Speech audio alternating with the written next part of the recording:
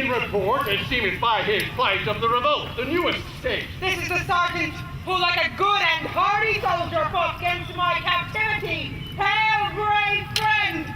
Say to the king the knowledge of the broil, if thou didst leave it. Doubtful it stood, as two spent swimmers that do cling together and choke their art.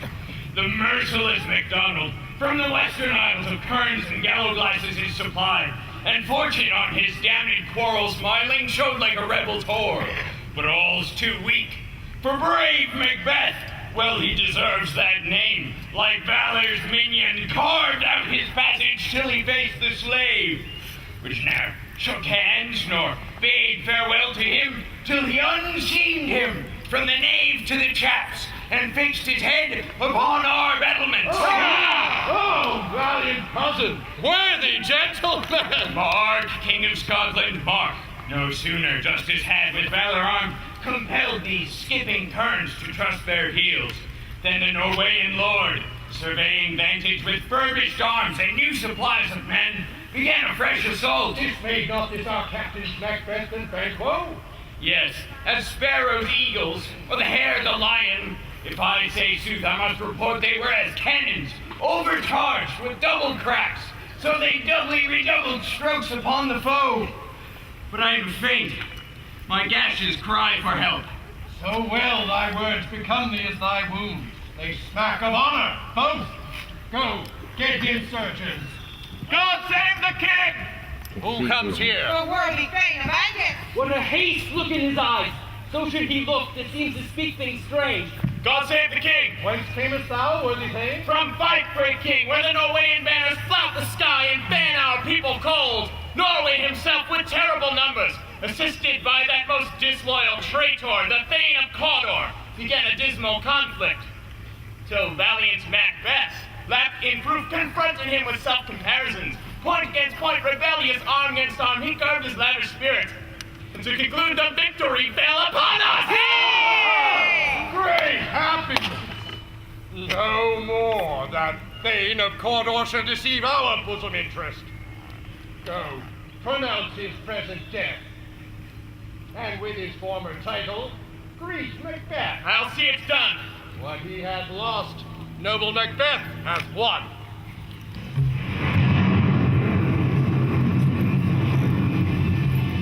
Where hast thou been, sister? Killing swine. Sister? Where's all? A sailor's wife had chestnuts in her lap and munched and munched and munched. Give me, quoth I. All right, thee witch!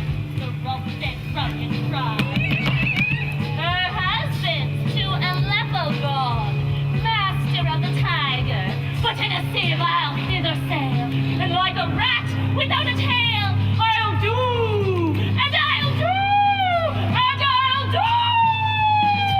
I'll give thee a wind. I myself have all the other. I will bring him dry as hay. Sleep shall neither night nor day hay.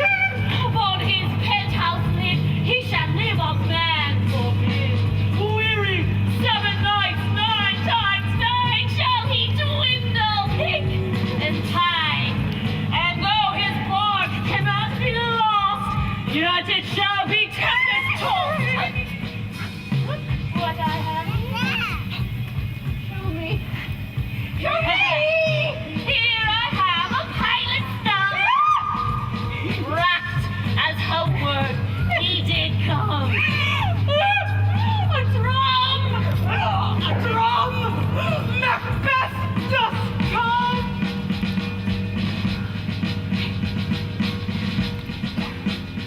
Here the sisters, hand in hand, posters of the sea and land, lost to go about, thrice to thine, and thrice to mine, and thrice again to make up 9. Peace! The charms wound up! So foul and fair a day I have not seen. How far is it called to Forest?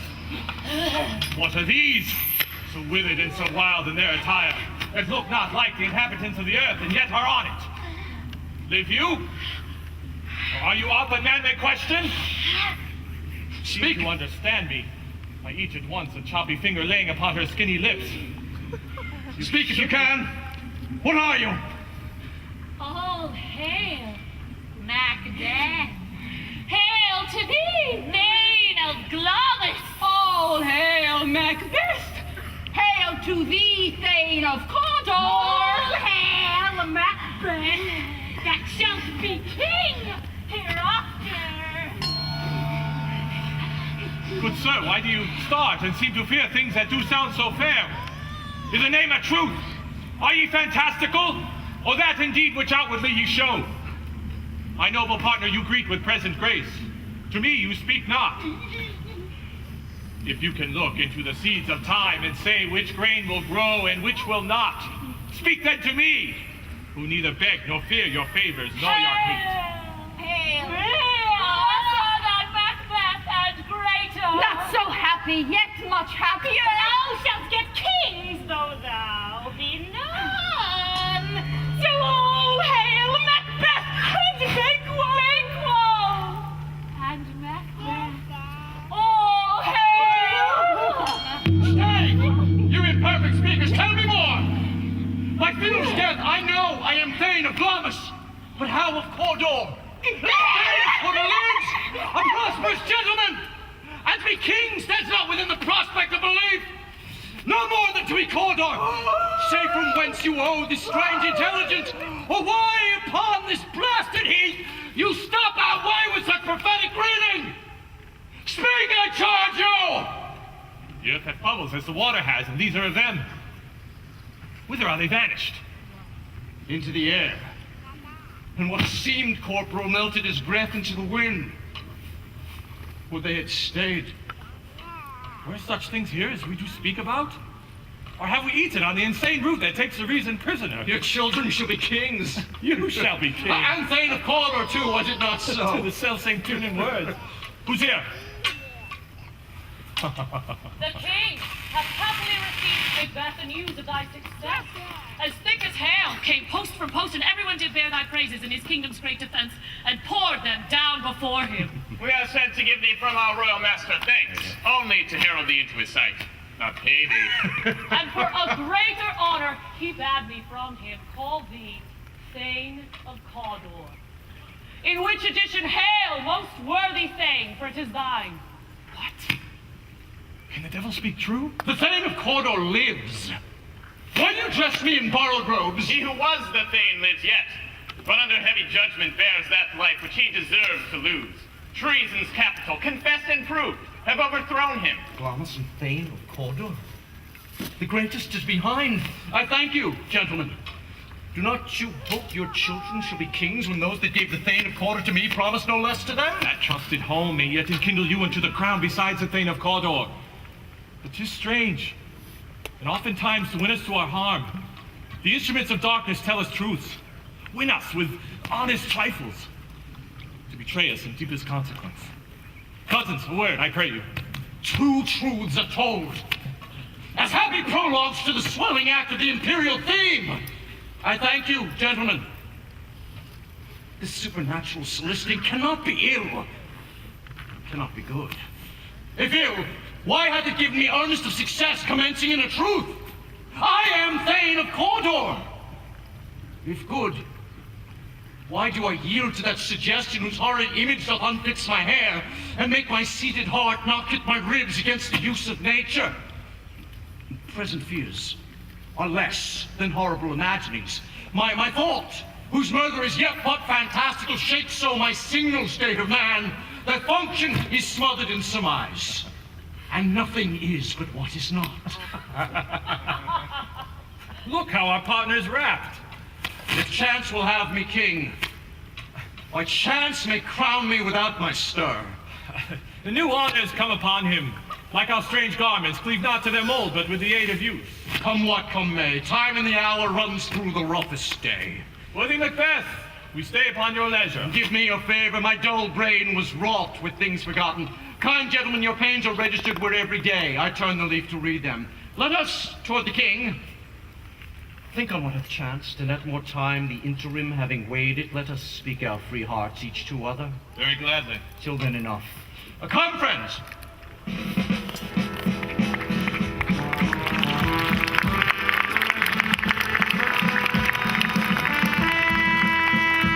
executions done on Cawdor? Are not those who commissioned yet returned? My liege, they are not yet come back, but I have spoke with one that saw him die. He did report that very frankly he confessed his treasons, implored your highness pardon, and set forth a deep repentance. Nothing in his life became him like believing it. There's no art to find the mind's construction in the face. He was a gentleman on whom I built an absolute trust. Oh, worthiest cousin! More is thy due than more than all can pay. The service and the loyalty I owe in doing it pays itself. Your highness' part is to receive our duties, and our duties are to your throne and state, children and servants, which do but what they should in doing everything safe toward your love and honor. Welcome hither. I have begun to plant thee, and will labor to make thee full of growing. Noble Banquo, thou hast no less deserved, nor must be known, no less to have done so. Let me enfold thee and hold thee to my heart. There, if I grow, the honor is your own. My plenteous joys, wanted in fullness, seem to hide themselves in drops of sorrow.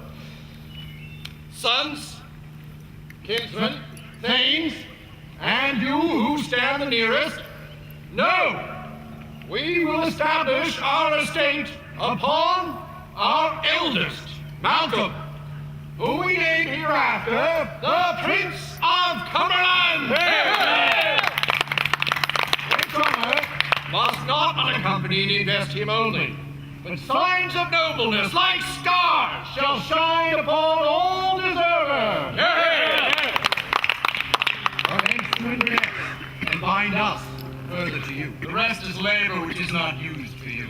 I'll be myself the harbinger and make joyful the hearing of my wife when you approach. So humbly take my leave. My worthy Cawdor, Prince of Cumberland, this is a step on which I must fall down, or else o'er leap where in my way it lies. Stars, hide your fires. Let not light see my black and deep desire. The eye wink at the hand. Yet let that be which the eye fears when it is done to see.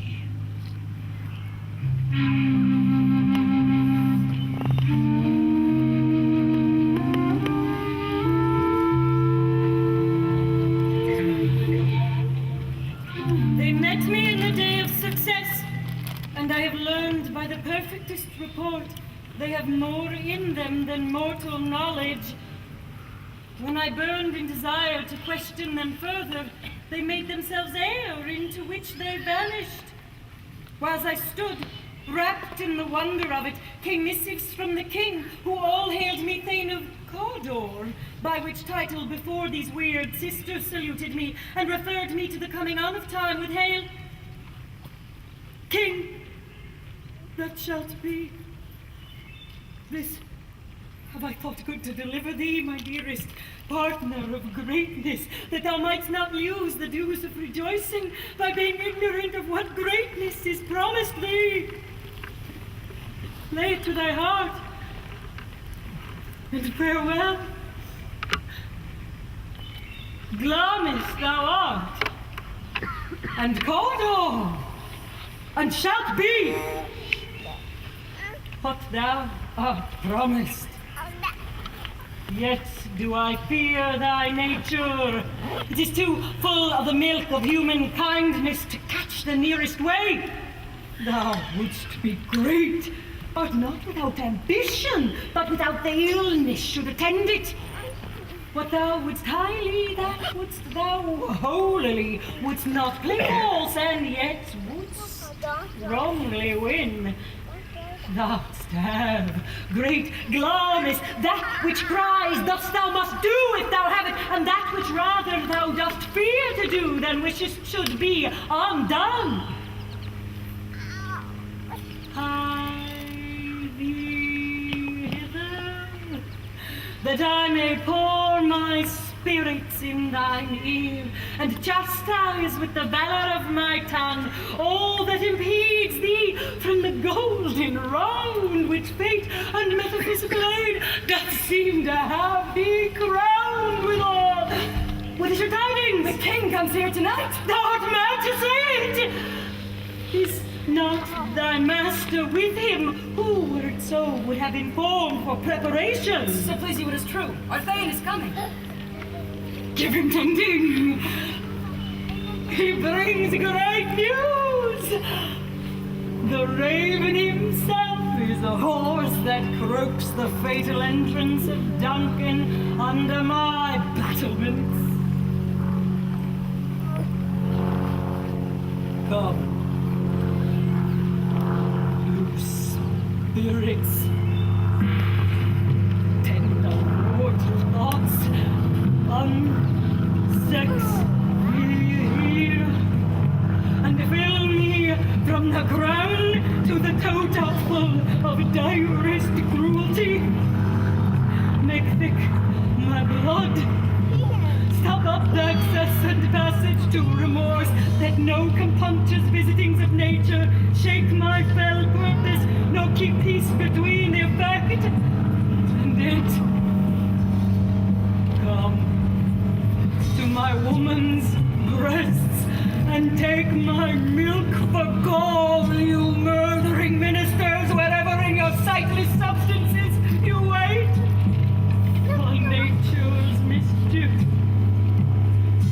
Come, thick night, and pall thee in the dunnest smoke of hell, that my keen night see not the wound it makes, nor heaven peep through the blanket of the dark to cry, hold! Hold! Great calamity! Worthy God! Greater than both by the array hereafter. Thy letters have transported me beyond this ignorant present, and I feel now the future in the instant. My dearest love, Duncan comes here tonight. And when goes hence? Tomorrow, as he purposes. Oh, never shall sun that morrow see. Your face, my fame, is as a book, where men may read strange matters. To beguile the time, look like the time. Bear welcome in your eye, your hand, your tongue. Look like the innocent flower, but be the serpent under it. He that's coming must be provided for, and you shall put this night's great business into my dispatch, which shall to all our nights and days to come give solely sovereign sway and masterdom. We will speak further. Only look up clear. To alter favor, ever is to fear. Leave all the rest to me.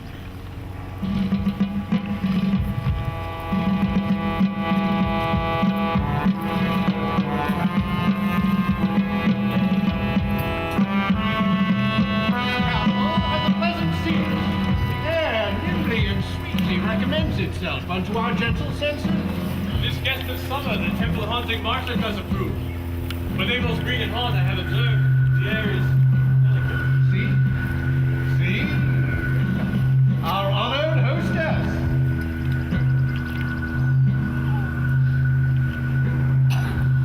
All our service in every point, twice done, and then done double, were poor and single business to contend against those honors, deep and broad, wherewith your majesty loads our house. Where's the Thane of Cawdor? We coursed him at the heel, but he rides well, and his great love sharp as his spur, and hoping to his home before us. Fair and noble hostess, we are your guests tonight. Your servants ever. Give me your hand. Conduct me to mine host. We love him highly and shall continue our graces toward him. By your ease, hostess.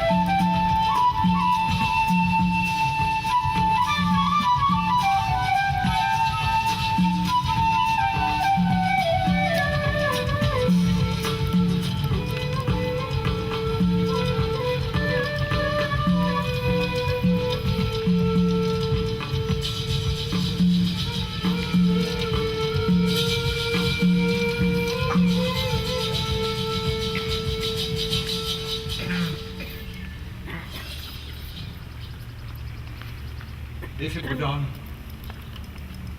When 'tis done, then 'twere well it were done quickly.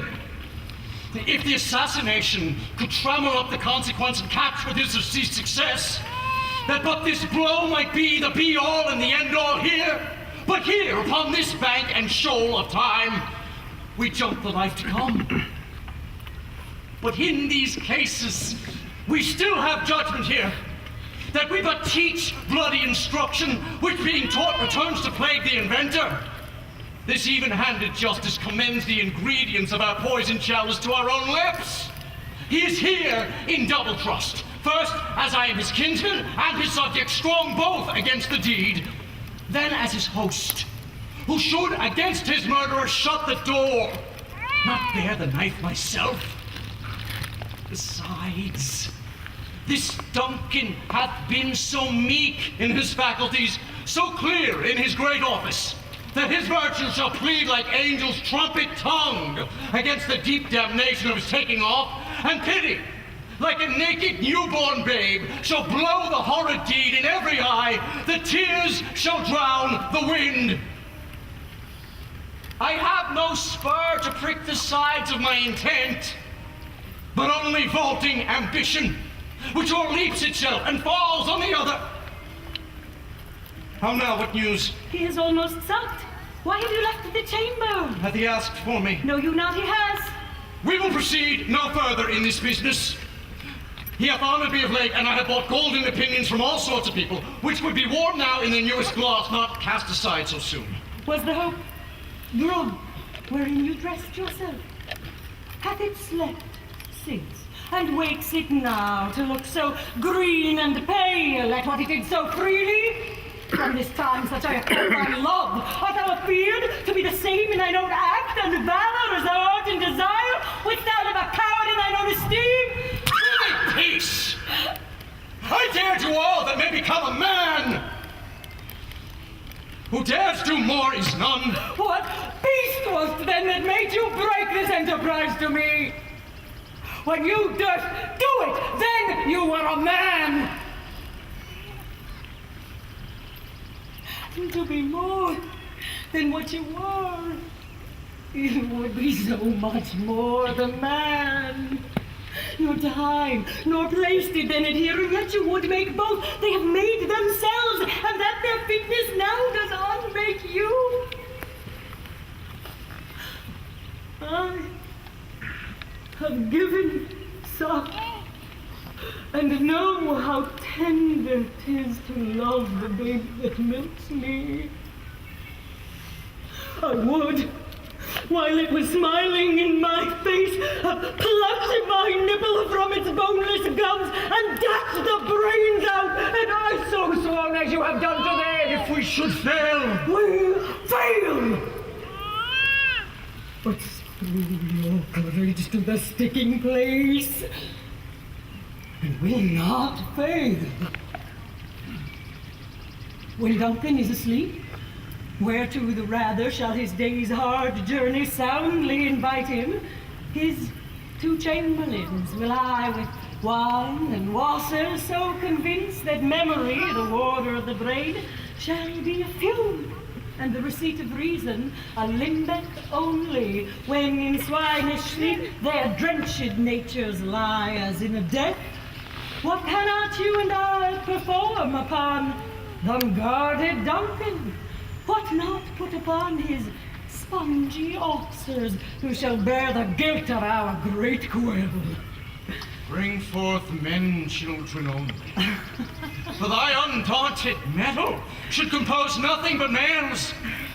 Will it not be received when we have marked with blood those sleepy two of his own chamber, and used their very daggers that they have done it? Who dares receive it other, as we shall make our griefs and clamor roar upon his death? I am settled, and bend up each corporal agent to this terrible feat. Away, and mock the time with fairest show. False face must hide what the false heart doth know.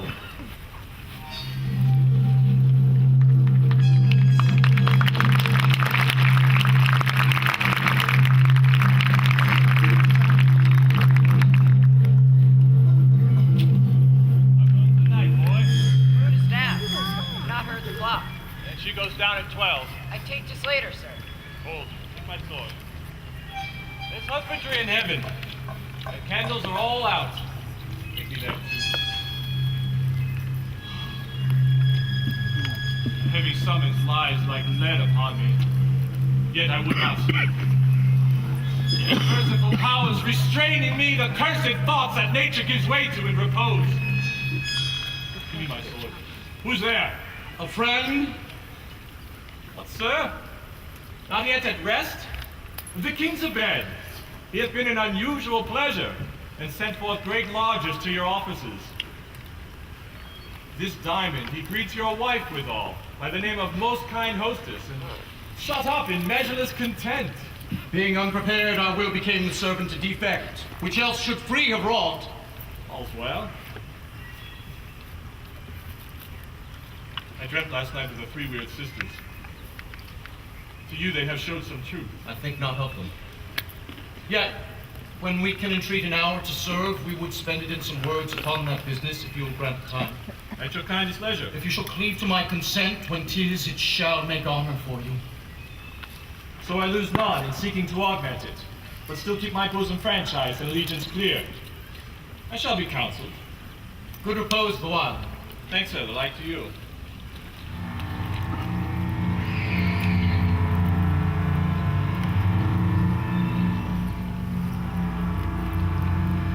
Go bid thy mistress, when my drink is ready, she strike upon the bell.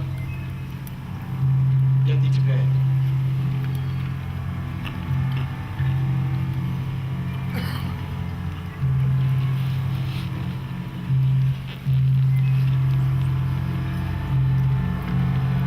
Is this a dagger which I see before me?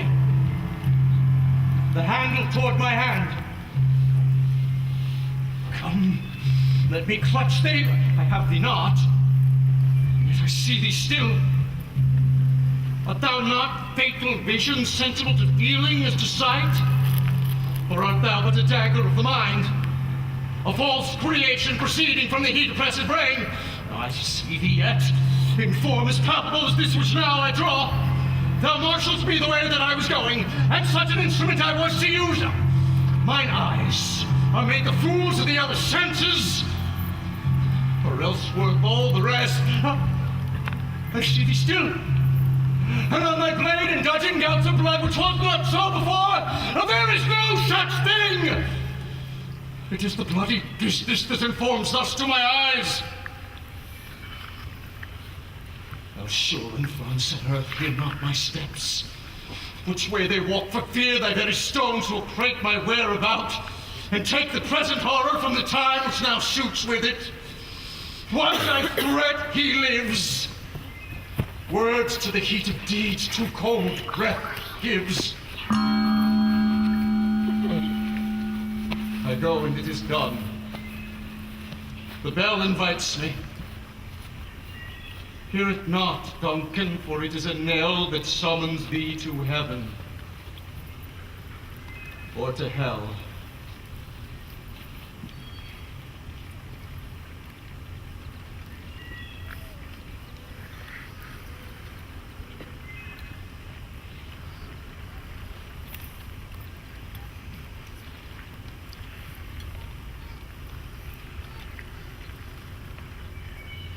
That which hath made them drunk hath made me bold. What hath quenched them hath given me fire. Peace. It was the owl that shrieked, the fatal bellman which gives the sternest good night. He is about it. The doors are open, and the surfeited grooms do mock their charge with snores. I have drugged their pussets, that death and nature do contend about them, whether they live or die. Alas, I am afraid they have awaited. 'Tis not done, but tempted, not the deed confounds us. Hark, I laid their daggers ready. He could not miss him. Had he not resembled my father as he slept, I had done. My husband! I've done the deed. Didst thou not hear a noise? I heard the owl scream and the crickets cry. Did not you speak? When? No! As I descended? No! Hark! Who lies in the second chamber? Donald Bain? Oh, 'Tis a sorry sight. Thought to say a sorry sight. There's one did laugh in his sleep, and one cried murder that they did wake each other. I stood and heard them, but they did say their prayers and address them against sleep. There are two lots together. One cried, God bless us, and then the others they had seen me with his head in his hands, listening their fear. I could not say amen when they did say God bless us. Consider it not so deep. But wherefore could I not pronounce amen? I am most need a blessing, and amen stuck in my throat. These deeds must not be thought after these ways, so it will make us mad. Methought I heard a voice cry, sleep no more. Macbeth does murder sleep. The innocent sleep. Sleep that knits up the ravelled sleeve of care. The death of each day's life, sore labor's bath, the balm of hurt and mind.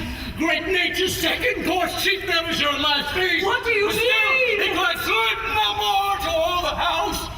Clamors at the murdered sleep, and therefore quarter shall sleep no more. Macbeth shall sleep no more. Who was it that thus cried?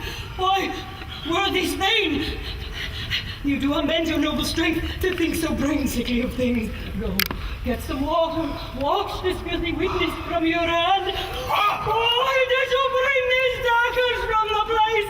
They must lie there. Go, carry them and smear the sleeping girls with blood. I'm afraid to think what I've done will come again, I dare not. For a purpose! Give me the daggers! The sleeping and the dead are but as pictures! 'Tis the eye of childhood that fears a painted devil. If he do bleed, I'll gild the faces of the grooms withal, but it must seem their guilt. Whence is that knocking? I wish with me when every noise opposed me. Oh, what hands it here? Oh, they do pluck out mine eyes.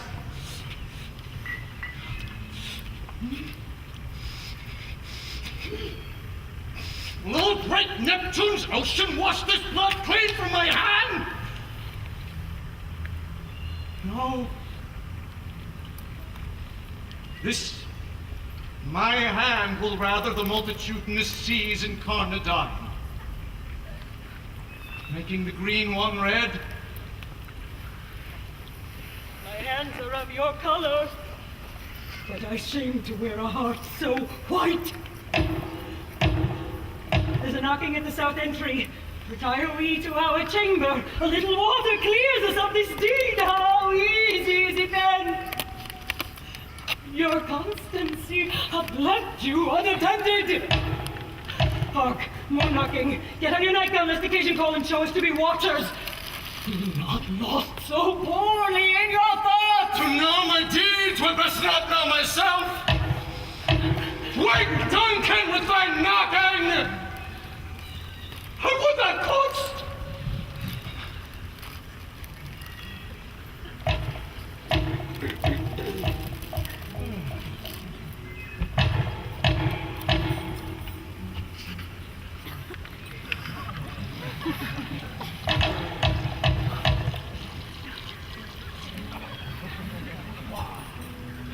Here's a knocking indeed. If a man were porter of Hellgate, he would grow old turning the key. Oh. Knock, knock, knock. Who's there in the name of Beelzebub? Oh. Knock, knock, knock. Who's there in the other devil's name? Whoa!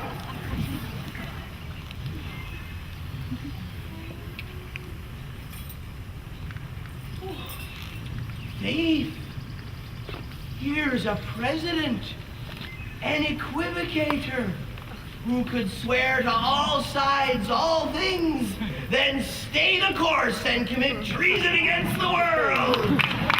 Come in, equivocator. Knock, knock, who's there? Faith, here's a vice president, who for a few frightening hours yesterday was president. A vice president whose lips are oil stuck to the rear end of a munitions manufacturer. Knock, knock, never at quiet. What are you? Immigration and Naturalization Service. This place is too cold for hell. I'll devil porter it no further. I had thought to let in some of all professions that go the primrose way to the everlasting bonfire. Anon, anon. I pray you, remember the porter.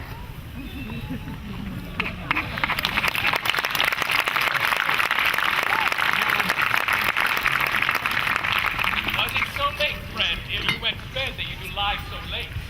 Faith, sir, we were carousing till the second cock. And drink, sir, is a great provoker of 3 things.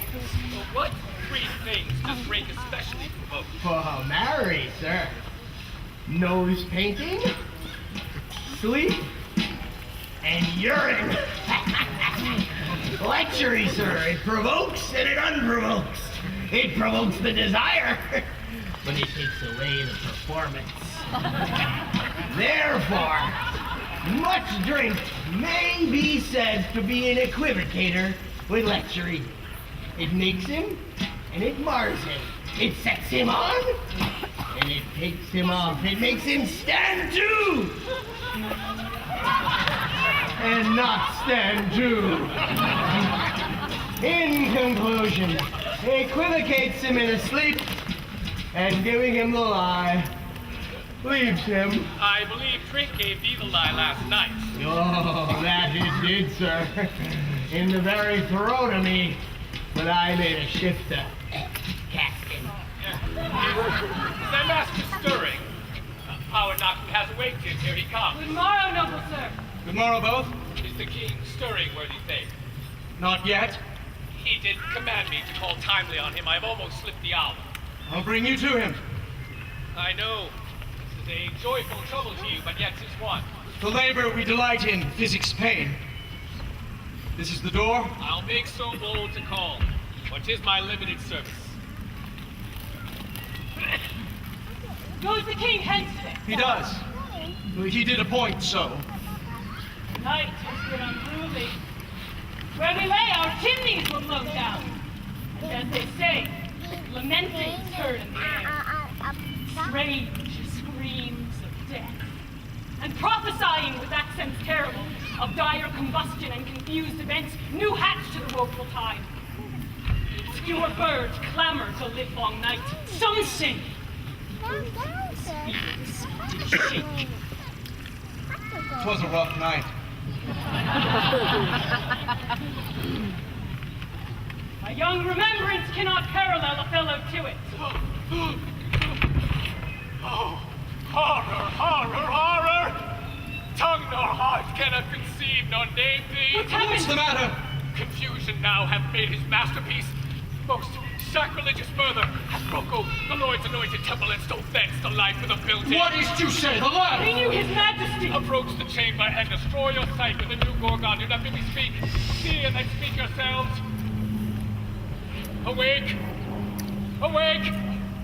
Bring the alarm bell! Murder and treason! Malcolm! Banquo! As from your graves, walk like sprites to countenance this horror! Banquo! Malcolm! What's the business that such a hideous trumpet calls to parley the sleepers of the house? Speak! Speak! Oh, gentle lady, it is not for you to hear what I can speak. The repetition in a woman's ear would murder as it fell. Oh, Banquo, Banquo, our royal master's murdered. No! Alas, what in our house? Too cruel anywhere. Fear not, I prithee, contradict thyself and say it is not so. Had I but died an hour before this chance, I'd lived a blessed time. For from this moment there's nothing serious in mortality. All is but toys. Renown and grace is dead.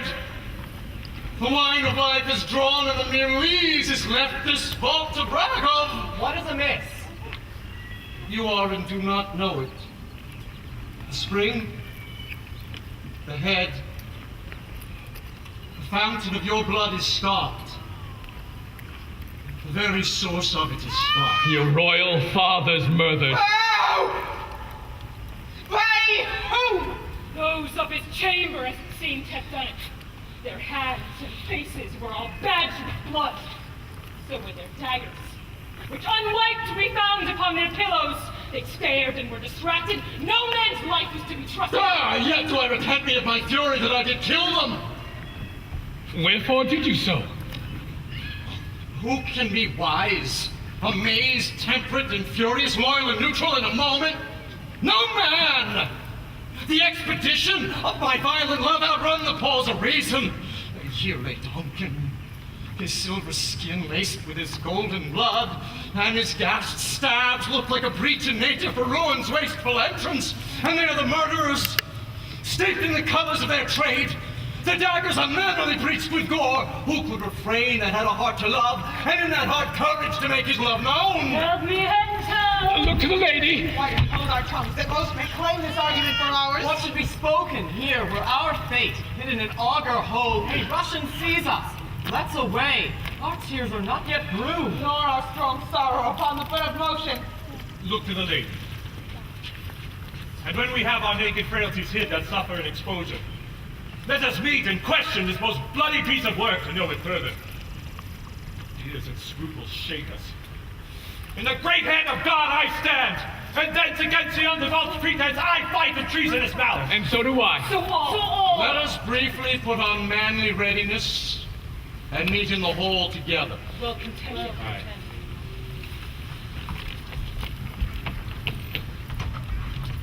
What will you do?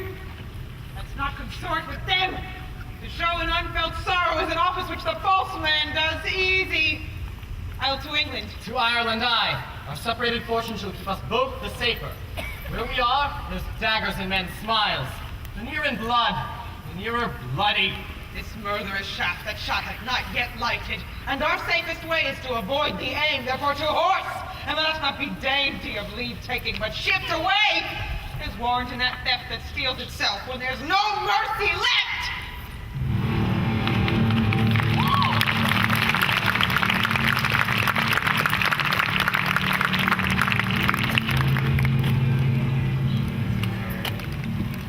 How goes the world, sir, now? Why? See you not? Is it known who did this more than bloody deed? Those that Macbeth had slain. Alas the day. What good could they pretend? It was suborned. Malcolm and Donalbain against his sons are stolen away and fled, which puts upon them suspicion of the deed. Against nature still! Thriftless ambition, that will raven up thine own life's means. And 'tis most like the sovereignty will fall upon Macbeth. He is already named, and gone to school to be invested. Will you to school? No, cousin. I'll to Fife. Well, I will thither. Well, may you see things well done there. Adieu. Lest our old robes sit easier than on you. Farewell, Macduff.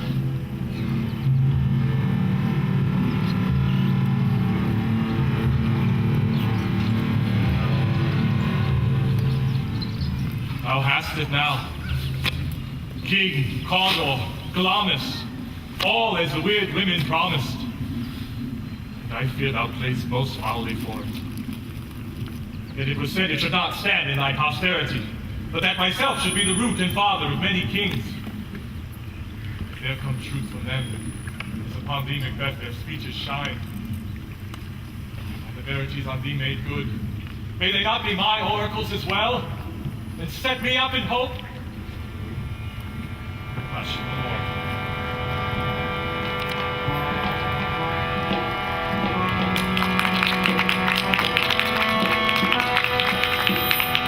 There's a chief guest. If he had been forgotten, it had been as a gap in our great feast. Tonight we hold a solemn supper, sir, and I'll request your presence. Let your highness command upon me, to the which my duties are with the most indissoluble ties forever knit. Ride you this afternoon. Aye, my good lord. We should have else desired your good advice, which still hath been both grave and prosperous in this day's council, but we'll take tomorrow. East far you ride. As far, my lord, as we'll fill up the time to existing supper, To go not by horse the better, I must become a bar of the night for a dark hour or twain. Fail not our feast. My lord, I will not. We hear our bloody cousins are bestowed in England and in Ireland, not confessing their cruel parricide, and filling their hearers with strange invention, but of that tomorrow, when therewithal we shall have cause of state craving us jointly. Hie you to horse, adieu, till you return at night. Goes fleance with you. Aye, my good lord. Our time does call upon us. I wish your horses swift and sure of foot, and so do I commend you to their backs.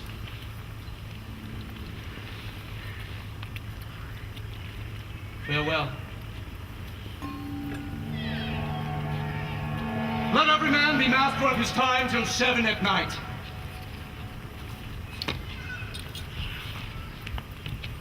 To make society the sweeter welcome, we'll keep ourselves till supper time alone. While then, God be with you. Sirrah, a word with you. Attend those men our pleasure. They are, my lord, without the palace gate. Bring them before us.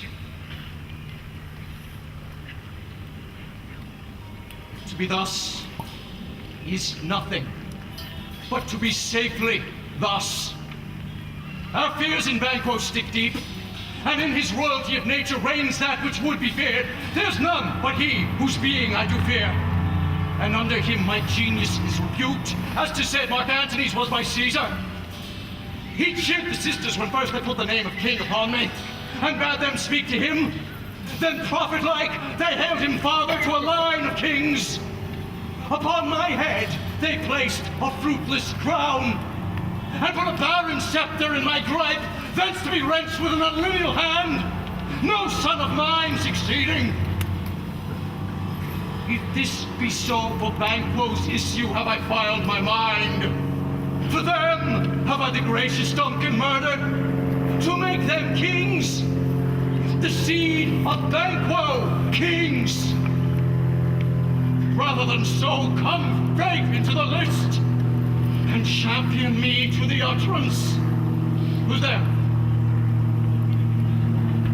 Now go to the door and wait there till we call. Was not yesterday we spoke together? It was, so please your highness. Well then, now have you considered of my speeches? Know that it was he in the time past that held you so under fortune, which you thought had been our innocent self. This I made good to you in our last conference. You made it known to us. I did so, and went further, which is now our point of second meeting. You found your patience so predominant in your nature that you can let this go?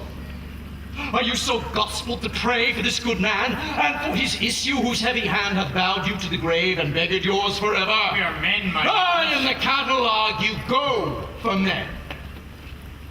As hounds, greyhounds, mongrels, spaniels, curs, shuffs, water rods, and demi-wolves are kept all by the name of dogs. The valued file distinguishes the swift, the slow, the subtle, the housekeeper, and the hunter, every one according to that gift which bounteous nature hath in him closed.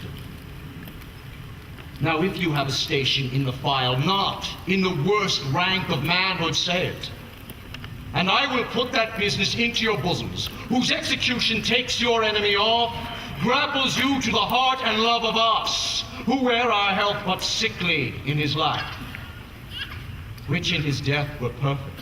I am one, my liege, whom the vile blows and buffets of the world hath so incensed that I am reckless what I do to spite the world. And I another, so weary with disasters, tugged with fortune, that I would set my life on any chance to mend it or be rid on it. Both of you know Banquo was your enemy. True, my lord. So is he mine. And in such bloody distance that every minute of his being thrust against my nearest of life. And though I could with barefaced power sweep him from my sight and bid my will about it, yet I must not. For certain friends that are both his and mine, whose loves I may not drop, but wail his fall that I myself struck down.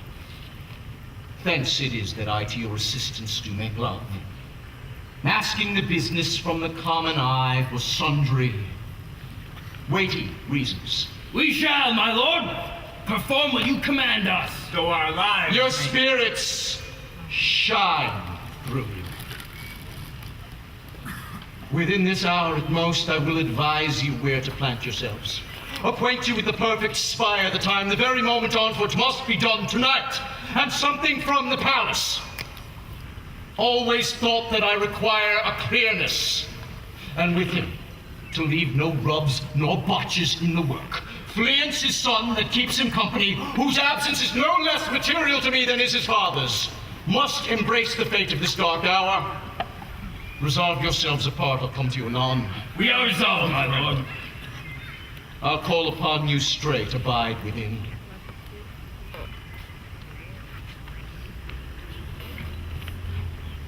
It is concluded. Banquo, thy soul's flight, if it find heaven, must find it out tonight.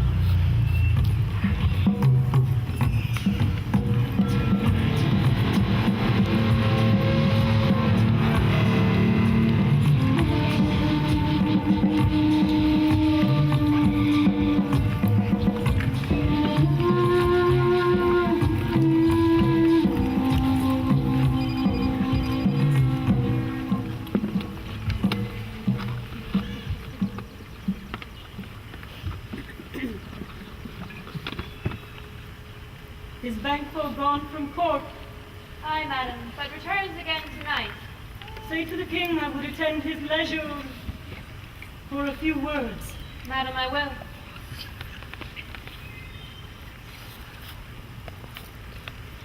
Not had. All spent where our desires got without content. 'Tis safer to be that which we destroy than by destruction dwell in doubtful joy. How now, my lord?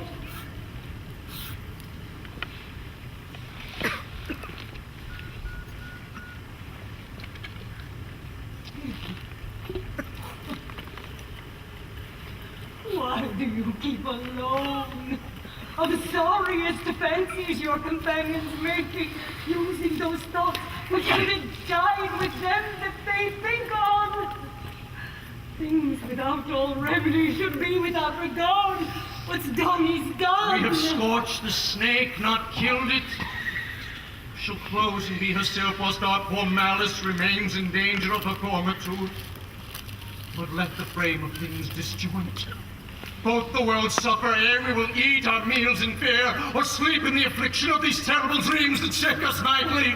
Better to be with the dead whom we to gain our peace of centerpiece, than on the torture of the mind to lie in restless ecstasy. Duncan is in his grave. After life's fitful fever, he sleeps well. Treason has done his worst. No steel, no poison, malice domestic, foreign levy, nothing can touch him further. Gentle, my lord. Seek all your rugged looks. Be bright and jovial among your guests tonight. So shall I love, and so I pray be you. Let your remembrance apply to Banquo. Present him eminence with both eye and tongue. Unsafe the while that we must lave our honors in these flattering streams, and make our faces visage to our hearts disguising what they are. You must leave these. How full of scorpions is my mind, dear wife! Thou knowest Banquo and his Fleance lives. But in them nature's copies not there. There's comfort, yet they are assailable. Then be thou jocund. Ere the bat hath flown his cloistered flight, there shall be done a deed of dreadful note. What's to be done? The innocent of the knowledge, dearest Chuck, till thou applaud the deed. Come, stealing night, and scarf up the tender, pitiful eye of day, and with thy bloody and invisible hand, cancel and tear to pieces this great bond that keeps Macbeth. Light thickens, and the crow makes wing to the rooky wood. Good things of day begin to droop and drowse, while night's black agents to their praise do rouse. Thou marvelst at my words, but hold thee still. Things bad be God make strong themselves by ill. So prithee, go with me.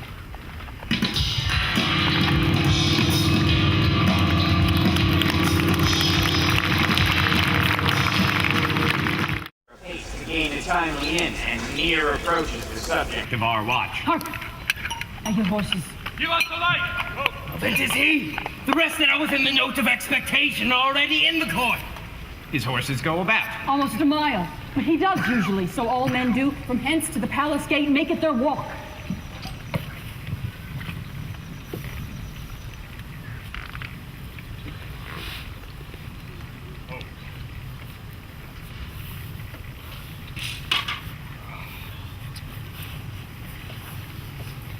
It will be rain tonight. Let it come down! Oh, treachery!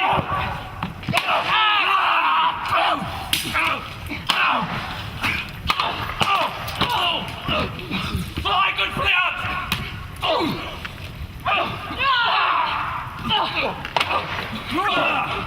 Fly! Of this revenge!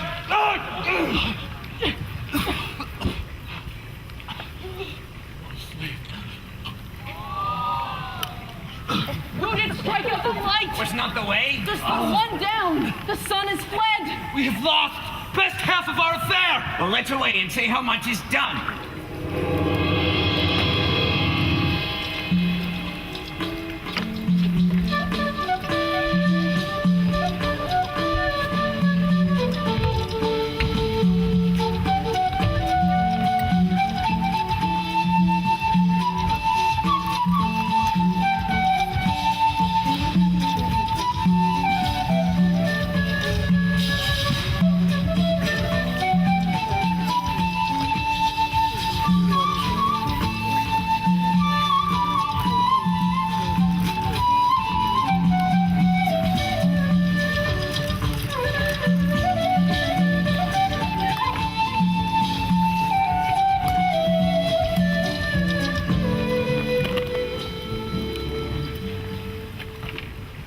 You know your own degrees. Sit down.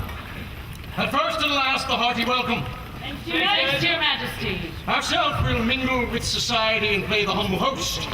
Our hostess keeps us state, but in best time we will require her welcome. Present it for me, sir, to all our friends, for my heart speaks, they are welcome.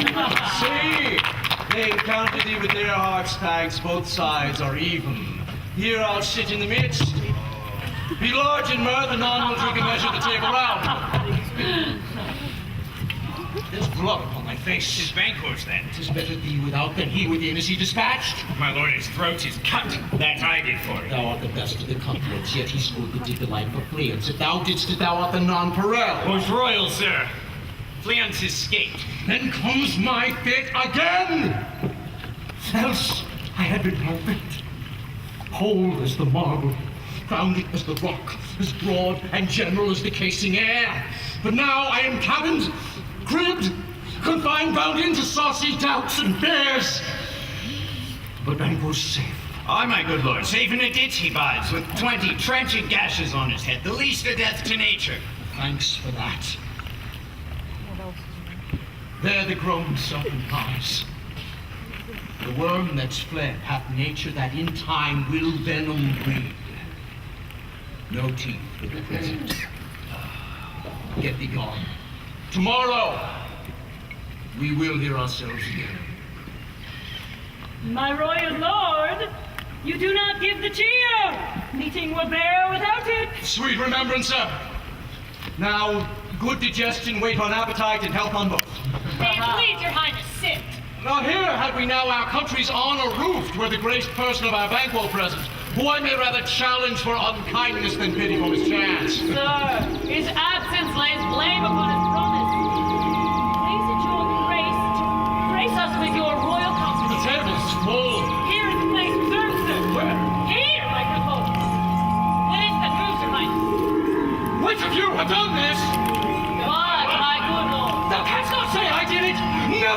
my gory locks and ready! Gentlemen, rise. His Highness is not well. Sit, worthy friends! My lord is opened up and hath been from his youth. Pray you, keep seat. The seat is momentary. Upon a thought he will again be well. But you note him, you shall offend him and extend his passion. Speak, and regard him not.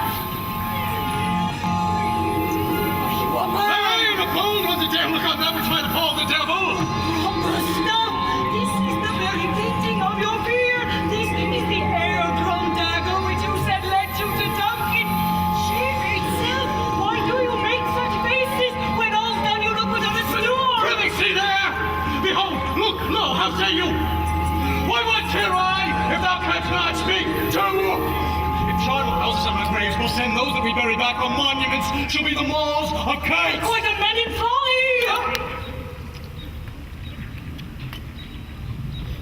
If I stand here, I saw him. Shame! Blood hath been shed ere now. Murders have been performed too terrible for the ear. The time has been that when the brains were out, the man would die, and there an end. But now they rise again with 20 mortal murders on their crowns and push us from our stools. This is more strange than such a murder is. My worthy lord, your noble friends do lack you. I do forget. Do not muse at me, my most worthy friends. I have a strange infirmity, which is nothing to those that know me.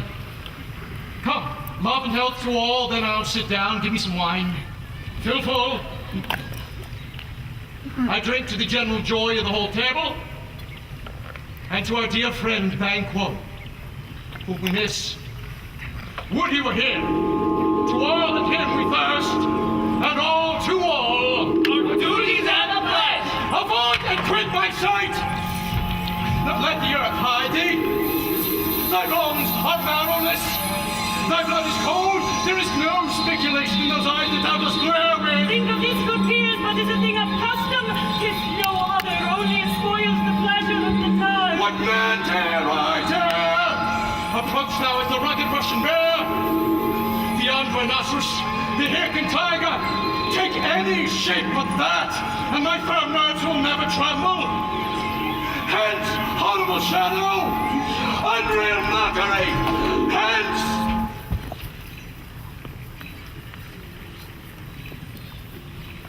Why so? Being gone, I am a man again. Pray you, sit still. You have displaced the mirth, broke the good meeting with most admired disorder. Can such things be and overcome us like a summer's cloud without our special wonder? You make me strange even to the disposition that I owe, and now I think you can behold such sights and keep the natural ruby of your cheeks when mine is blanched with fear. What sights, my lord? Pray you, speak not. He grows worse and worse. Question enrages him at once. Good night. Stand not upon the order of your guard, but go at once. Good night, then. Better health attend his majesty. A kind good night to all.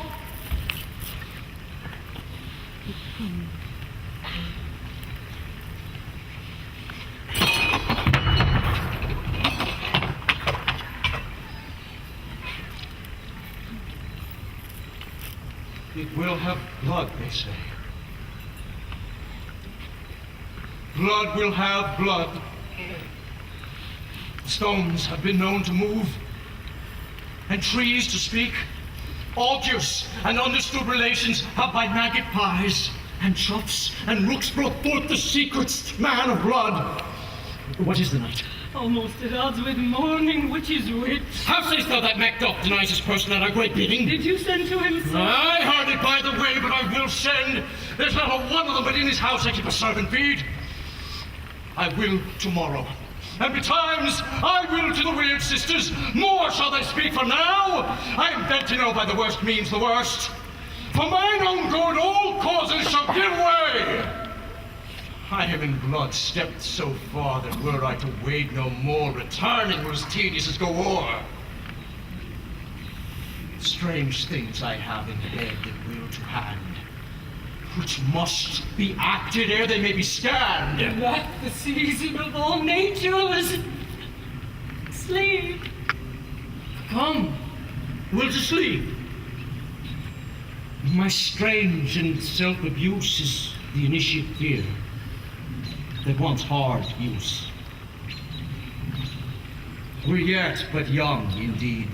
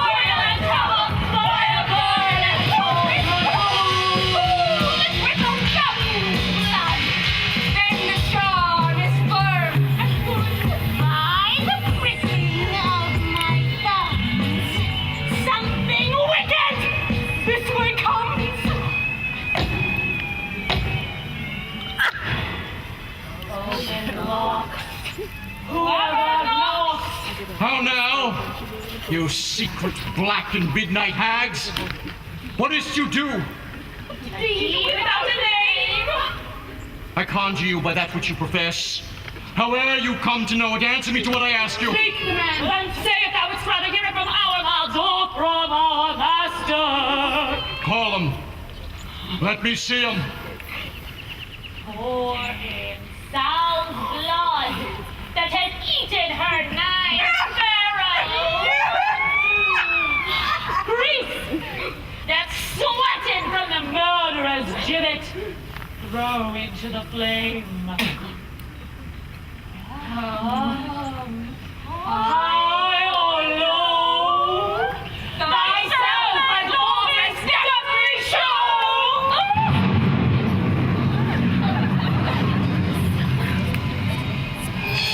Tell me, thou unknown power. He knows thy thoughts.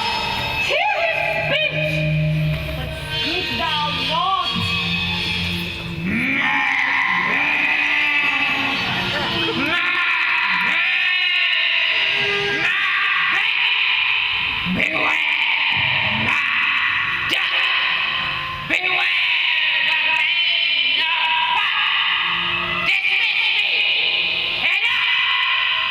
Whate'er thou art, for thy good cause and thanks, thou hast heard my fear aright. But one word more. He will comes another, more potent than the first.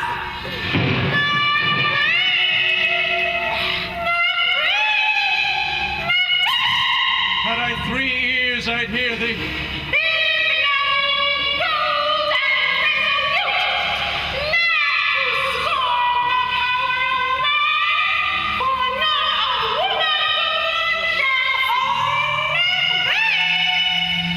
Then live, Macduff. What need I fear of thee? But yet I'll make assurance double sure and take a bond of faith thou shalt not live, that I may tell pale-hearted fear it lies, and sleep in spite of thunder.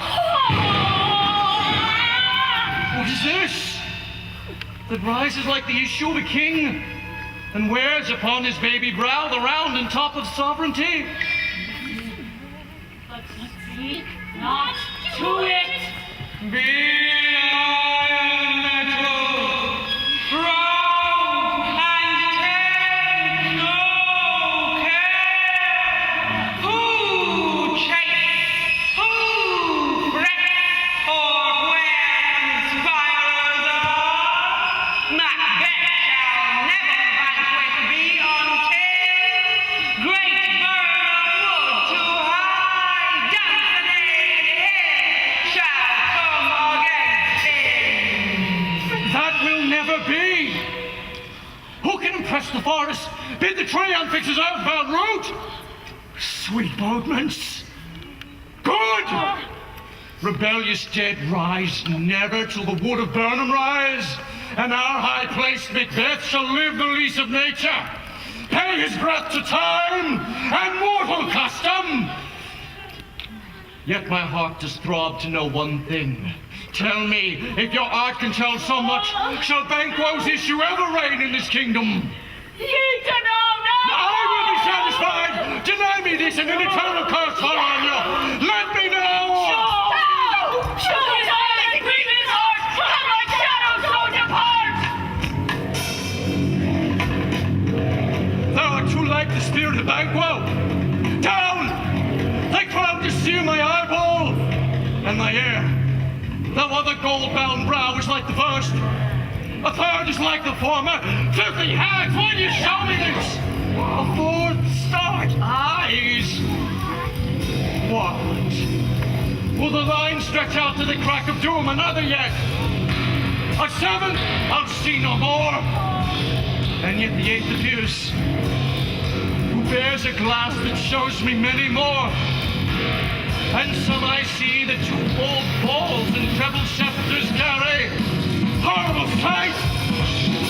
And now I see 'tis so, for the blood-bolted Banquo smiles upon me and points at them for his. What? Is this so? It is so. But why stands Macbeth thus amazedly? Where are they? Gone? Let this pernicious hour stand accursed in the calendar! Come in with that there! What's your grace's will? Saw you the weird sisters? No, my lord. Came they not by you? No, indeed, my lord. Infected be the air whereon they ride, and damned all those that trust them! I did hear the galloping of horse who once came by. 'Tis 2 or 3, my lord, that give you word. Macduff is fled to England. Fled to England? Aye, my good lord. Time. Thou anticipatest my dread exploits. The flighty purpose never is overtook unless the deed go with it. From this moment, the very firstlings of my heart shall be the firstlings of my hand. And even now, to crown my thoughts with deeds, be it thought and done, the castle of Macduff I will surprise. Seize upon Fife. Give to the edge of the sword his wife, his babes, and all unfortunate souls that trace him in his line. No boasting like a fool. This deed I'll do before this purpose cool. But no more sights. Where are these gentlemen? Come, bring me where they are.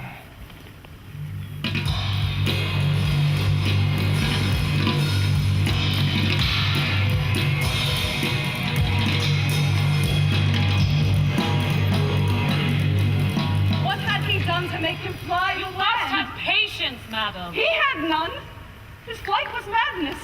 When our actions do not, our fears do make us traitors. You know not whether it was his wisdom or his fear. Wisdom? To leave his wife? To leave his babes? His mansion and his titles in a place from whence himself does fly? He loves us not. He wants the natural touch. For the poor wren, the most diminutive of birds, will fight her young ones in her nest against the owl. All is the fear and nothing is the love.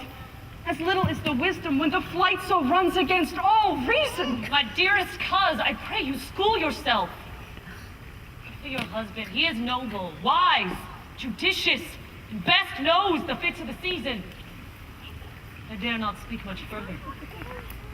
But cruel are the times when we are traitors, when we do not know ourselves, when we hold rumor from what we fear, yet know not what we fear, but float about like a wild and violent sea, each way and move. I take my leave of you. Shall not be long till I'll be here again. Things at their worst will cease. Or else climb upward to what they were before. My pretty cousin, blessings upon you. Fathered he is, and yet he's fatherless. I am so much the fool should I stay longer. It would be my disgrace and your discomfort. I take my leave at once. Sarah? Your father's dead. What will you do now? How will you live? As birds do, Mother. What? With worms and flies? With what I get, I mean, and so do they. My father is not dead, for all you're saying. Yes, he is dead. How wilt thou do for a father? Nay, how will you do for a husband? Why, I can buy me 20 at any market. So you'll buy him to sell again. Thou speaks with all thy wit, and yet in faith with wit enough for thee.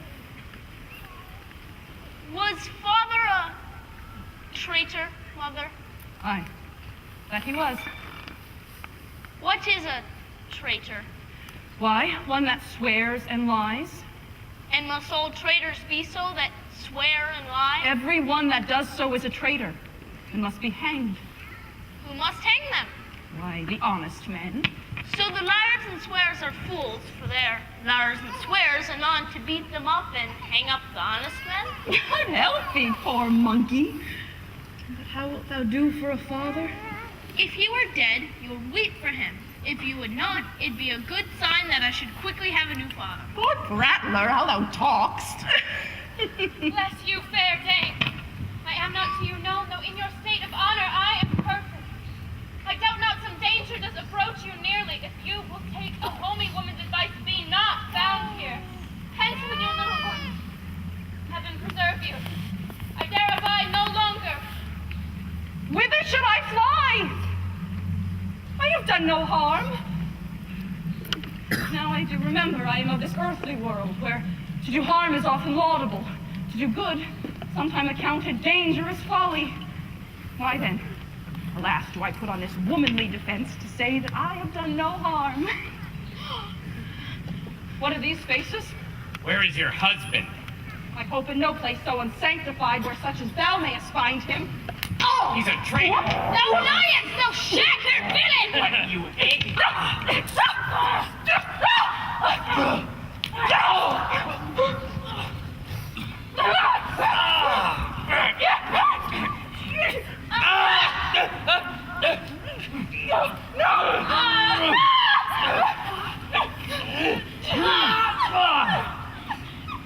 Young fry of treachery! He hath killed me.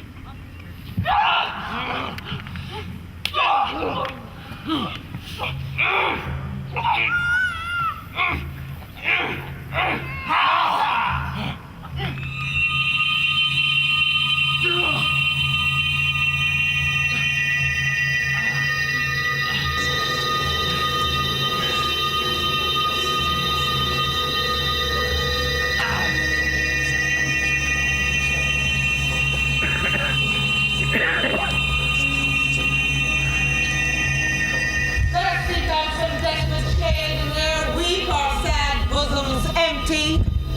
Let us rather hold fast the mortal sword, and like good men, bestride our downfall birthday. Each new mourn, new widows howl, new orphans cry, new sorrows strike heaven on the face, and it resounds as if it fell with Scotland, and yelled out like syllable of dolor. What I believe, I'll wail. What know, believe, and what I can redress, as I shall find the time, to friend I will. What you have spoke, it may be so, perchance. This tyrant, whose sole name blisters our tongues, was once thought honest. You have loved him well, he hath not touched you yet. I am young, but something you may deserve of him through me, and wisdom to offer up a weak, poor, innocent lamb to appease an angry god. I am not treacherous. But Macbeth is. A good and virtuous nature may recoil in an imperial charge. I have lost my hopes. Perchance even there where I did find my doubts. Why in that rawness left you wife and child? Those precious motives, those strong knots of love without leave taking? I pray you, let not my jealousies be your dishonors, but mine own safeties. You may be rightly just, whatever I shall think. Bleed, bleed, poor country. Great tyranny, lay thou thy bases sure, for goodness dare not check thee. Fare thee well, Lord. I would not be the villain that thou thinkst, for the whole space that's in the tyrant's grasp, and the rich east to boot. Be not offended. I speak not as an absolute fear of you. I think our country sinks beneath the yoke. It weeps, it bleeds, and each new day a gash is added to her wounds. I think withal there would be hands uplifted in my right, and here, from gracious England have I offer of goodly thousands, but for all this, when I shall tread upon the tyrant's head, or wear it on my sword, yet my poor country shall have more vices than it had before, more suffer, and more sundry ways than ever by him that shall succeed.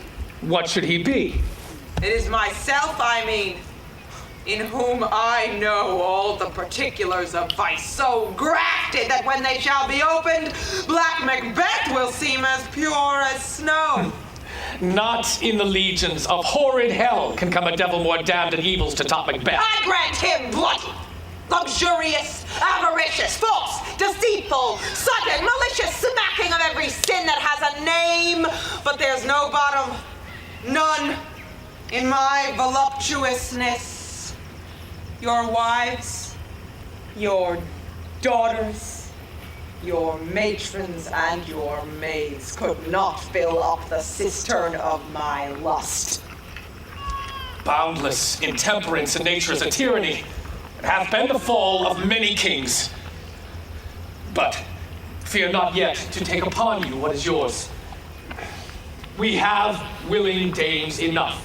There cannot be that vulture in you to devour so many as will to greatness dedicate themselves, finding it so inclined. With this, there grows in my most ill-composed affection such a staunchless avarice that were I king, I should cut off the nobles for their lands, desire his jewels and this other's house, and my more having would be as a sauce to make me hunger more. This avarice sticks deeper, grows with more pernicious root than summer-seeming lust. Yet, do not fear. Scotland hath poisons to fill up your will of your mere own. All these are portable, with other graces weighed. But I have none. The king becoming graces as justice, verity, temperance, stableness, bounty, perseverance, mercy, lowliness, devotion, patience, courage, fortitude. I have no relish of them, but abound in the division of each several crime, acting its many ways. Oh, Scotland, Scotland! If such a one be fit to govern, speak! I am as I have spoken. Fit to govern? No, not to live. Oh, nation miserable, with an untitled tyrant, bloody sceptred, when shalt thou see thy wholesome days again, since that the truest issue of thy throne by his own interdiction stands accused, and does blaspheme his breed? Fare thee well. These evils thou repeat'st upon thyself have banished me from Scotland. Oh, my breast, thy hope ends here. Macduff, this noble passion, child of integrity, hath from my soul wiped the black scruples, reconciled my thoughts to thy good truth and honor. Devilish Macbeth, by many of these trades, hath sought to win me into his power, and modest wisdom plucks me from over-credulous haste. But even now I put myself to thy direction, and unspeak mine own detraction. I am yet unknown to woman, never was forsworn, scarcely have coveted what was mine own, at no time broke my faith. My first false speaking was this upon myself.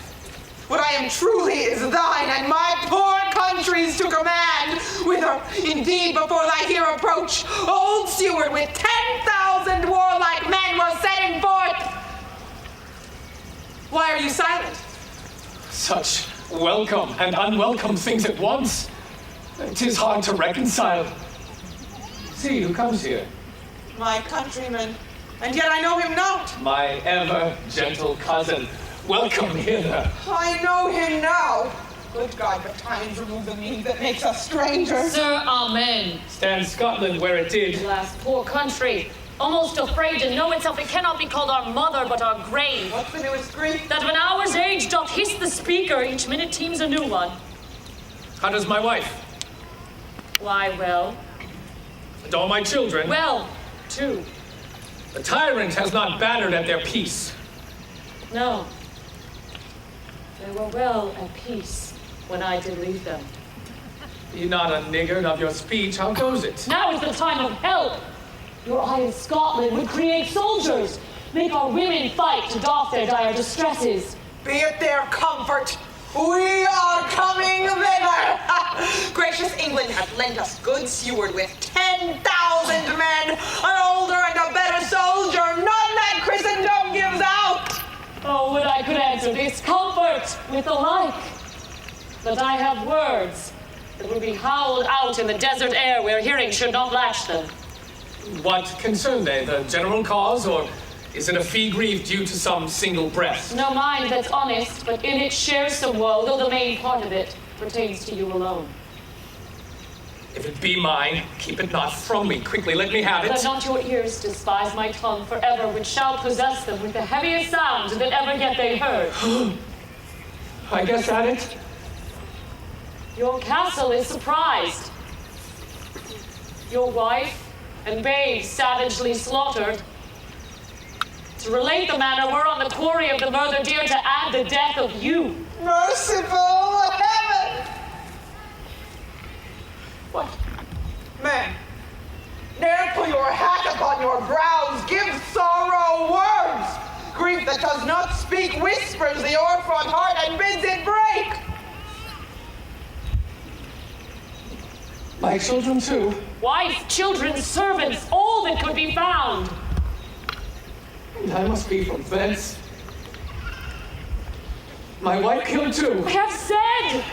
Be comforted. Let's make us medicines our great revenge to cure this deadly grief. He has no children.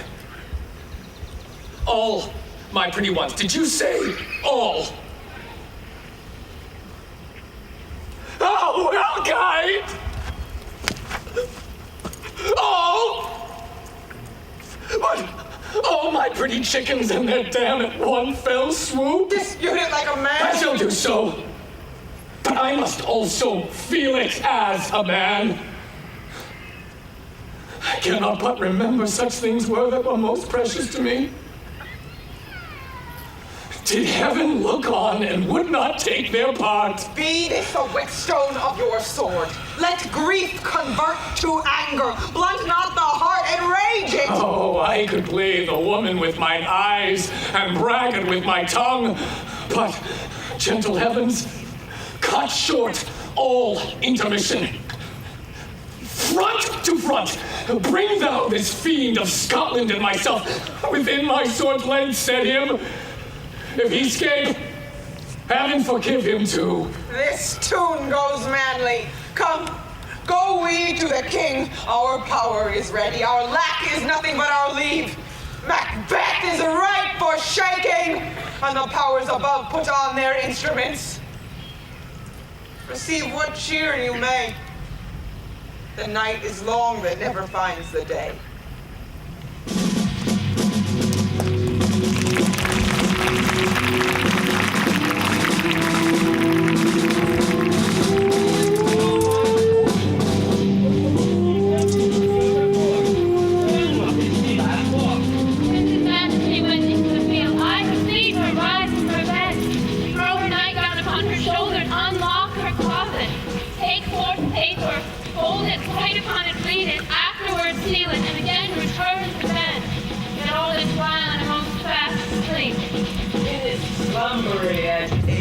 Besides her walking and other actual performances, what, at any time, have you heard her say? Afterward, I will not repeat after her. You may to me, it is most meet you should. Neither to you nor anyone, having no witness to confirm my speech. So you, here she comes. This is her very guise, and upon my life fast asleep. Observe her stand close. How comes she by that light? I stood by her. She has light by her continually. It is her command. See, her eyes are open. Aye. Their sense is shut. What is it she does now? Look, how she rubs her hands. It is my custom to ask for her to seem thus washing her hands. I've known her to continue in it for a quarter of an hour. Yet here's a song. Oh, she speaks. I will set down what comes from her. To satisfy my remembrance the more strongly. Time to spot out, I say. 1, 2, and it's time to do it. Hell is murky. By a soldier and a fear, one thing we fear who knows it will not make all our power to a god yet. Who would have thought the old man who had so much blood in him? To be Margaret. The thing of my red wife, where is she now? What? Will these hands never be clean? No more have you all wrong. We be starting. Go to, you have known what you should not. She has spoke what she should not, I am sure of it. Heaven knows what she has known. Here is the smell of the blood sin. All the perfumes of Arabia will not sweeten this little hand.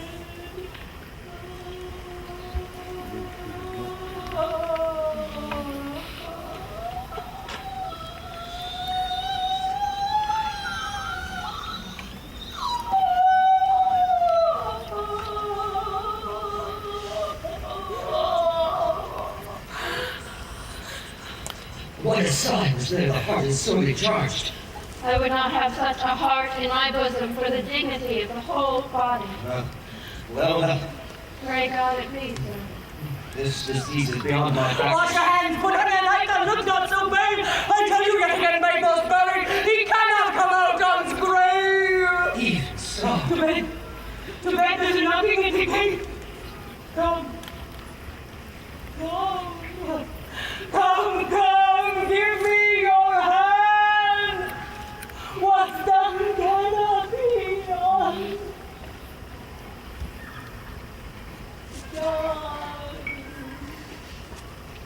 Oh, to bed.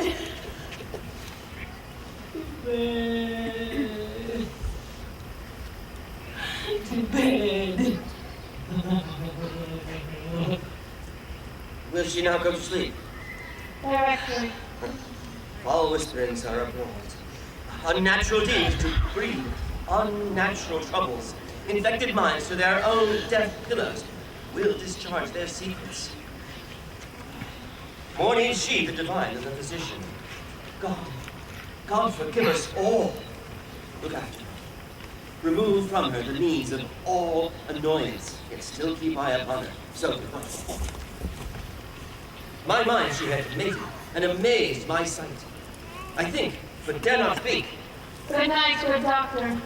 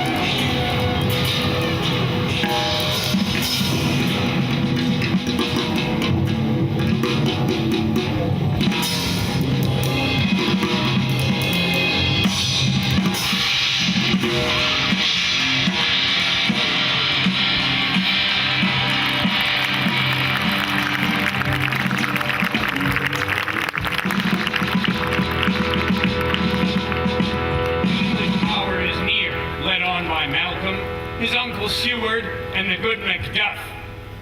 Revenge is burn in them, for their dear causes would, to the bleeding and the grim alarm, excite the mortified man. Near Burnham Wood shall we meet them. That way they are coming. Who knows if Donalbain be with his brother? For certain, sir, he is. I have a file of all the gentry, his Seward's son, and many unrough youths that even now protest their first of manhood. What does the tyrant? Great Dunsinane he strongly fortifies. Some say he's mad. Others, that lesser hate him, do call it valiant fury. Now does he feel his secret murder sticking on his hands? Now madly revolts upbraid his faith breach. Those that he commands move only in command, nothing in love. Now does he feel his title hang loose about him, like a giant's robes upon a dwarfish steed. Who then shall blame his pestered senses to recoil and start when all that is within him does condemn itself for being there? Well, then march we on to give obedience where 'tis truly owed. Make we a march toward Burnham!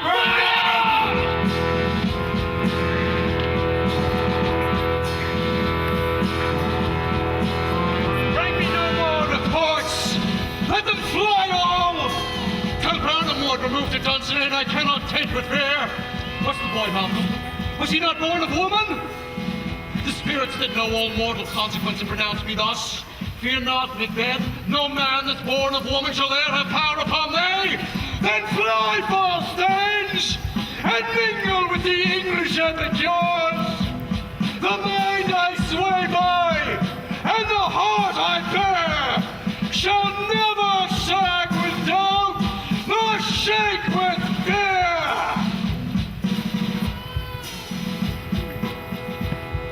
The devil damn thee, black, thou cream-faced loon! Where goest thou that goose look? There's 10,000 Geese, villain! soldiers, sir.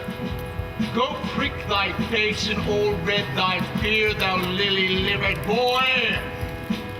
What soldiers patch? Death of thy soul! Those linen cheeks of thine are counselors to bear. What soldiers weigh face? The English force. So please, take my face hands. Satan! I am sick at heart when I behold Satan, I say! This push will cheer me ever or deceit me now. I've lived long enough. My way of life has fallen into the sear, the yellow leaf, and such things as should accompany old age as honor, love, obedience, troops of friends I must not look to have, but in their stead curses, not loud but deep, mouth honor, breath which the poor heart would fain deny and dare not. Satan! What's your gracious pleasure? What news more? Bones confirmed, my lord. I'll fight till from my bones the flesh be hacked. Give me mine armor. It's not needed yet. I'll put it on, send out more horses, stir the country round, hang those that talk of fear. Give me mine armor. How does your patient, doctor? Not so sick, my lord, as she is troubled by thick-coming fancies which keep her from her rest. Cure her of that! Canst thou not minister to a mind diseased? Pluck from the memory a rooted sorrow, raise out the written troubles of the brain, and with some sweet, oblivious antidote purge the stuffed bosom of that perilous stuff that weighs upon the heart. Therein the patient must minister to himself. Throw physic to the dogs, I'll none of it. Come, put my armor on.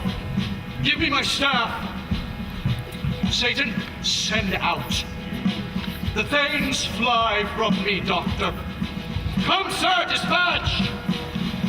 If thou couldst, doctor, cast the water of my land, find her disease and purge her to a sound and pristine health, I should applaud thee to the very echo that would applaud again. Pull it off, I say!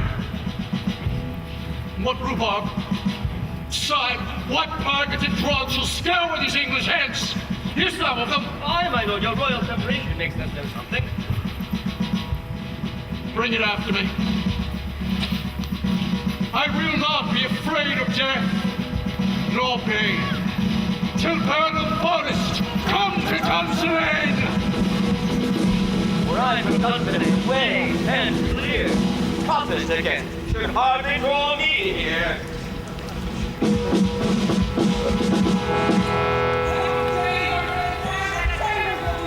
He gadgets nothing. What wood is this before us? The wood of Burnham. Let every soldier hew him down a bough and bear it before him. Thereby shall we shatter the numbers of our host and make discovery ere report of us. It shall be done. We nothing learn, but confident tyrant keep still in Dunsinane, and will endure our setting down before it. 'Tis his main hope, for none serve with him but constrained things, whose hearts are absent too. let our just censures attend the true event, and put we on industrious soldiership. The time approaches when we must know, when we can say what we have and what we owe.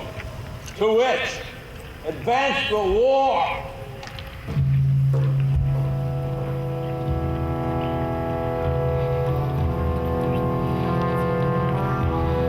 Hang out our banners on the outward walls. The cries still they come. Our castle's strength will laugh a siege to scorn. Here let them lie, till famine and the ague eat them up. What is that noise? The cry of women, my good lord.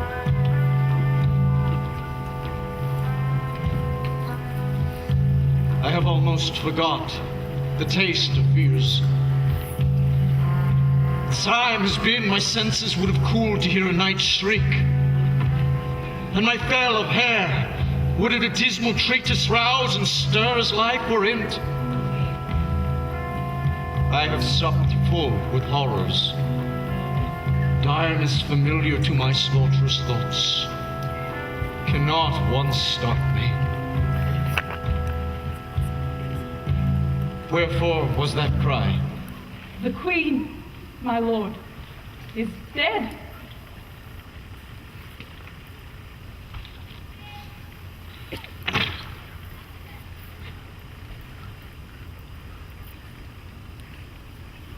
She should have died hereafter. There would have been a time for such a word. Tomorrow. And tomorrow. And tomorrow. Creeps in this petty pace from day to day to the last syllable of recorded time. And all our yesterdays have lighted fools the way to dusty death. Out. Out, brief candle. Life's but a walking shadow. A poor player that struts and frets his hour upon the stage, and then is heard no more. It is a tale told by an idiot, full of sound and fury, signifying nothing.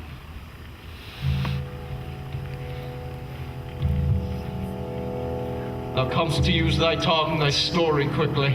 Gracious my lord, I should report that which I say I saw, but know not how to do it. Well, say, sir. As I did stand my watch upon the hill, I looked towards Barnum, and anon methought the wood began to move. Liar and slave! Endure your wrath if it be not so. Within this 3 miles can you see it coming? I say a moving grove. If thou speakst false, upon the next tree shalt thou hang alive till famine cling thee. If thy speech be sooth, I care not if thou dost for me as much. I pull in resolution and begin to doubt the equivocation of the fiend that lies like truth. Fear not, Macbeth, till Burnham Wood do come to Dunsinane, and now a word comes toward Dunsinane. Arm! Arm and out! If this which he avouches does appear, there is nor flying hence nor tarrying here. I begin to be aweary of the sun, and would the estate of the world were now undone. Ring the alarm bell! Blow wind! Come wreck! At least we'll die with harness on our back! Trees fall down and show like those you are! You! Show that my cousin, your right noble son, lead our first path! Worthy men, we shall take upon us things to do according to order! Freedom is the tyrant power tonight. Let us be beaten if we can one fight. Make all our speak. Keep it all breath. Those marriage harvests of blood and death.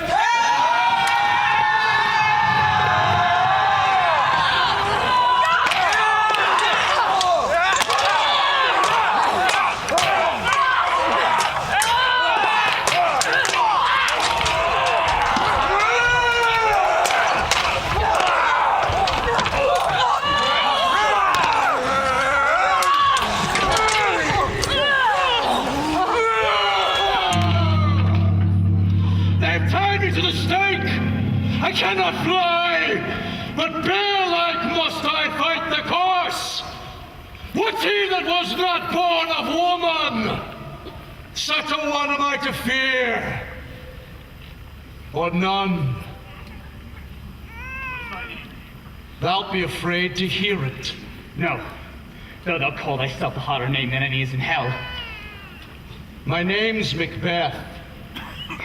The devil himself cannot pronounce a title more hateful to mine ear. No, nor more fearful. Thou liest, abhorred tyrant! With my sword I shall prove the lie thou speakest.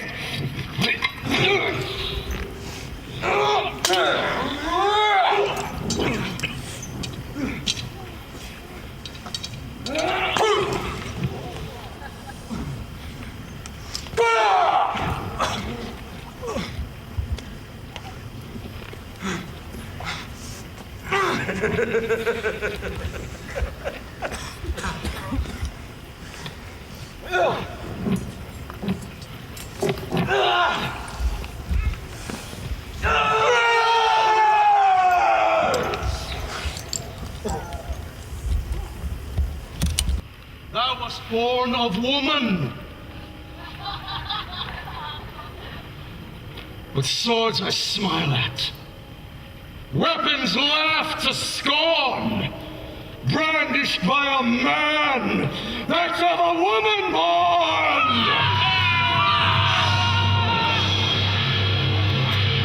That way the noise is. Tyrant, show thy face! If I'll be slain, and by no stroke of mine, my wife and children's ghosts will haunt me still. I cannot strike at wretched Kerns whose arms are hired to bear their staves. Either thou, Macbeth, or else my sword with an unbattered edge I sheathe again undeeded. There thou shouldst be. By this great valor, one of greatest note seems brooded. Let me fight him, fortune, and more I beg not. My lord, the castle's generally rendered. The tyrant's people on both sides do fight. The noble thanes do bravely in the war. The day itself almost professes yours, and little is to do. We have met with foes that strike beside us. I would the friends we missed were safe arrived. Some must go off. But yet by these I see, such a day as this is cheaply won. Macduff is missing, and your noble son.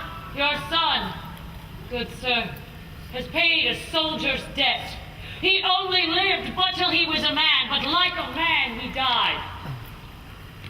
He is dead then. Aye, and taken from the field. And he is hurt before. Aye, on the front. Then God's soldier be he. Had I as many sons as I have hairs, could not wish them to a fairer death. And so is Nell. No. He's worth more sorrow, and that I'll spend for him. He's worth no more. They say he played his part, paid his score. I'd be with him. Enter, sir, the castle.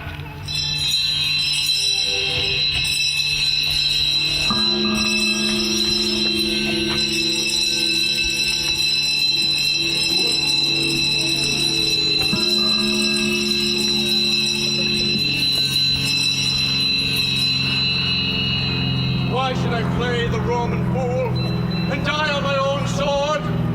Whilst I see lives the gashes do better upon them? Turn, hellhound, turn! All men else I have avoided thee. Forget me back. My soul is too much charged with blood of thine already. I have no words. My voice is in my sword. Thou bloody villain, the terms can give thee out.